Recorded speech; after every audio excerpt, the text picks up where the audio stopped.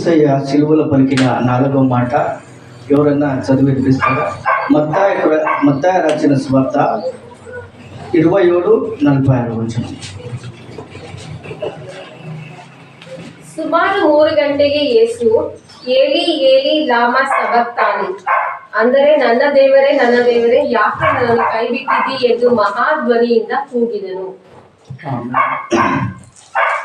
యేసయ్య సరిగ్గా 3 గంటల టైంలో సిలువలో పలికిన మాట ఏలి ఏలి లామా సబక్తాని అంటే నా దేవా నా చెయ్యి ఎందుకు విడనాడితివని.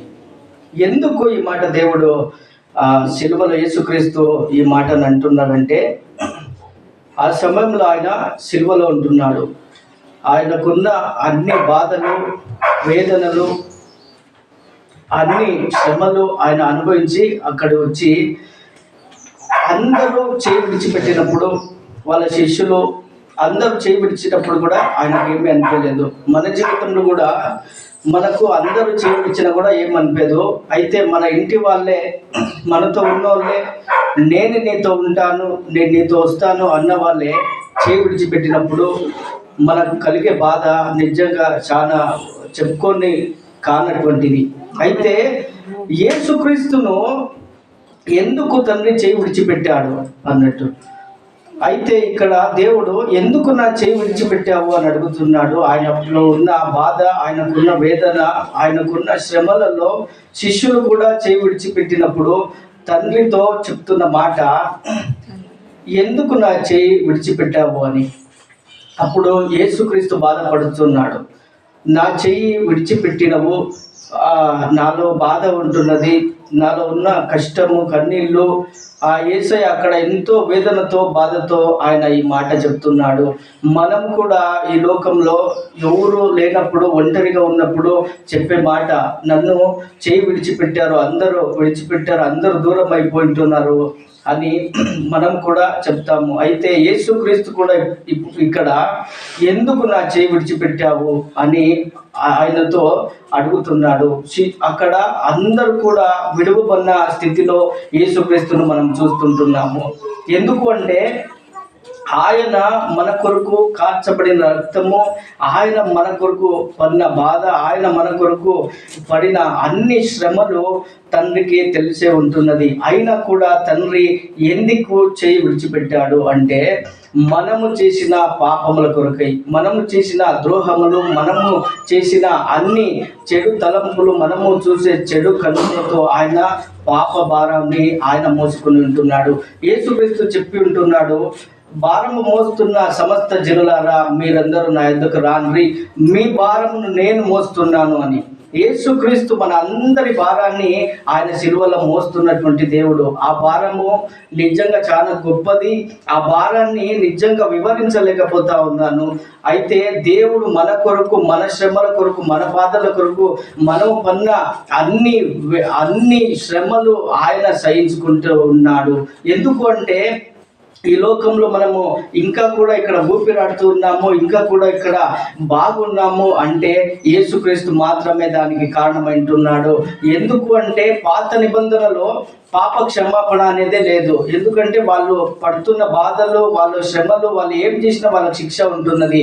అయితే కొత్త నిబంధనకు వచ్చినప్పుడు యేసుక్రీస్తు మన కొరకు కార్చిన రక్తముతో మన కొరకు ఆయన దంచబడినాడు, ఉమ్మి వేయబడినాడు, అవమానపడినాడు. మన కొరకు చేసిన అన్ని శ్రమలు యేసుక్రీస్తు అక్కడ అనుభవిస్తూ నా దేవా ఎందుకు నా చేయి విడనాడితివి అని అడుగుతున్నాడు. యేసయ్య పొందిన అన్ని శ్రమలు, అన్ని బాధలు, యేసుక్రీస్తులో ఉన్న అన్ని సంకటాలు, వేదనలు యేసయ్య అనుభవిస్తూ అక్కడ నా దేవా నా చెయ్యి ఎందుకు విడనాడితివి అంటున్నాడు. ఎందుకు తండ్రి ఆయన చెయ్యి విడబడినాడు అంటే యేసయ్య ఆ తండ్రి చేసిన ఆజ్ఞను ఆయన మీరలేదు.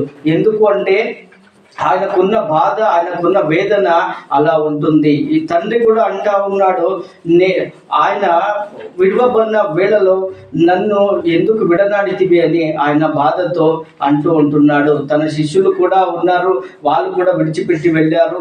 ఆయన శ్రమలో, సంకటంలో, బాధలో ఆయన ఉంటున్నప్పుడు దేవుడు కూడా నన్ను, నా తండ్రి కూడా నన్ను చేయి విడిచిపెట్టాడు అని అంటూ ఉంటున్నాడు. ఎందుకు అంటే అంతవరకు కూడా యేసుక్రీస్తు తన తండ్రిని తండ్రి తండ్రి అని పిలిచాడు. ఇక్కడికి వచ్చినప్పుడు నా దేవా అంటున్నాడు. ఎందుకంటే సంపూర్ణంగా ఆయన మానవునిగా మారిపోయాడు, మానవునిగా ఆయన శ్రమ పొందుతున్నాడు. ఇప్పుడు మనం ఎట్టా అయితే ఇప్పుడు మన ఇళ్ళల్లో మన తల్లిదండ్రులు, మన స్నేహితులు, మన బంధువులు ఎలాగైతే మనల్ని చేయి విడిచిపెడితే మనము ఎలాగైతే బాధపడతామో, ఎలాగైతే సంకటపడతామో, ఎలాగైతే వేదన పడి మూలలో ఉండి ఏడుస్తామో, అదే రీతిగా యేసుక్రీస్తు సంపూర్ణంగా మానవ రూపునిగా ఆయన మారిపోయి నా దేవా నా దేవా నా చేయి ఎందుకు విడిచిపెట్టిదివి అని అడుగుతా ఉంటున్నాడు. ఎందుకంటే యేసుక్రీస్తుకు కూడా తెలుసు నేను ఆజ్ఞను నెరవేరుస్తున్నానని. అంటే ఆ బాధ, ఆ వేదన, ఆ కన్నీళ్లు ఆయన అంత సంపూర్ణముగా మానవునిగానే ఆయన అనుభవిస్తున్నాడు. కాబట్టి ఆ రీతిగా అని ఉంటున్నాడు. తండ్రి కూడా ఆయనను చేయి విడిచిపెట్టే రీతిగా మన కొరకు ఆయన సిలువలో బలి అయ్యి మన కొరకు యాగమైంటున్నాడు. ఆయన నిజంగా ఈ లోకంలో కూడా ఏ తండ్రి అయినా కూడా తన కుమారుణ్ణి, ఇష్టపడిన కుమారుణ్ణి బలిగా ఎవరు కూడా ఇయ్యరు. అయితే యేసుక్రీస్తు మన కొరకు, తండ్రి అయిన దేవుడు మన కొరకు తన ఇష్టమైన కుమారుణ్ణి మన కొరకు బలియాగంగా అర్పించుంటున్నాడు. ఎందుకు అంటే మనం చేసిన పాపాలకు, మనం చేసిన ద్రోహాలకు, మనం చేసిన అన్ని చెడు తలంపులకు యేసుక్రీస్తు ఇక్కడ బలి అవుతున్నాడు. ఆయన ఆజ్ఞను ఆయన నెరవేర్చే దేవుడు అంటున్నాడు. నిజంగా చెప్తుంటున్నాను, ఈ లోకంలో మనము ఎన్నో పాపాలను, ఎన్నో శోధనలను, ఎన్నో అవమానములను అనుభవిస్తున్నాము. అంటే యేసుక్రీస్తు మన కొరకై మానవునిగానే అన్ని కూడా అనుభవించి ఉంటున్నాడు. ఎందుకు అంటే ఇక్కడ దేవుడు యేసుక్రీస్తు అనుభవిస్తున్న బాధ మనం ఎవరము కూడా అనుభవించలేదు. మనకు ఎవరన్నా బంధువులు ఏమన్నా అన్నా కూడా, మన స్నేహితులు ఏమన్నా అన్నా కూడా, మన ఇంట్లో ఉన్న వాళ్ళు తల్లిదండ్రులు ఏమన్నా మరి మాటలు అంటే మాత్రము మనకు ఎంత కోపం వస్తుంది, ఆ బాధ కలుగుతుంది. వాళ్ళు మనకు లేరు, వాళ్ళు చచ్చిపోయారు అంటే ఏమేమో మాట్లాడుతూ ఉంటాం. అయితే ఇక్కడ యేసుక్రీస్తు అనుభవించినంత శ్రమను మనము ఇక్కడ అనుభవించి ఉంటే ఇంకా మన తల్లిదండ్రులను మనం ఏం చేస్తా ఉన్నాము. అయితే యేసుక్రీస్తు ఇక్కడ తండ్రి నా చెయ్యి ఎందుకు విడనాడితివి అని మాత్రం అని ఉంటున్నాడు. మనం కూడా మన జీవితంలో నిజంగా వచ్చి శ్రమలు, బాధలు, ఇరుకులు, ఇబ్బందులన్నీ అవన్నీ బాధలే కాదు, ఇరుకులే కాదు, ఇబ్బందులే కాదు. యేసుక్రీస్తును, యేసయ్య నీవే నా శ్రమను అనుభవించిన దేవుడు, నా శ్రమలు శ్రమలే కాదు, నా కన్నీళ్లు కన్నీళ్ళే కాదు, నువ్వు నాకు తోడుగా ఉన్నావని యేసుక్రీస్తును ఎప్పుడైతే సొంత రక్షకునిగా మన జీవితంలో మనము